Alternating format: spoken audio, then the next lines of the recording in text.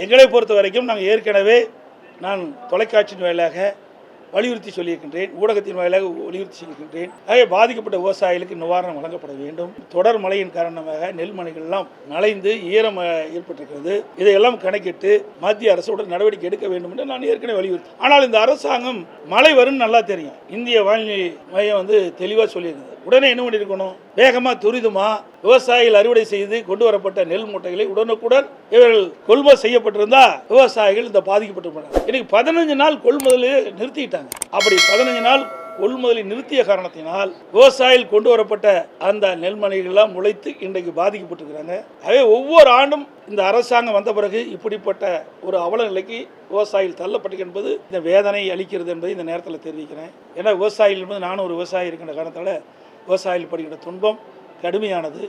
விவசாயிகள் உற்பத்தி செய்யப்பட்ட அந்த நெல்லை விற்பனை செஞ்சு தான் அவருடைய வாழ்க்கையை தொடர்ந்து நடத்த முடிய ஒரு சூழ்நிலை இருக்கின்றது. வாழ்வாதாரமே இந்த நெல்லை நம்பித்தான் இருக்கின்றார்கள். ஆகவே இந்த மத்திய அரசு மீண்டும் பரிசீலிக்க வேண்டும். இது எந்த அடிப்படையில் நிராகரித்தார் என்ற விளக்கம் எங்களுக்கு கிடைக்கவில்லை. அந்த விளக்கம் கிடைச்ச போது தெளிவாக நான் குறிப்பிட்டேன்.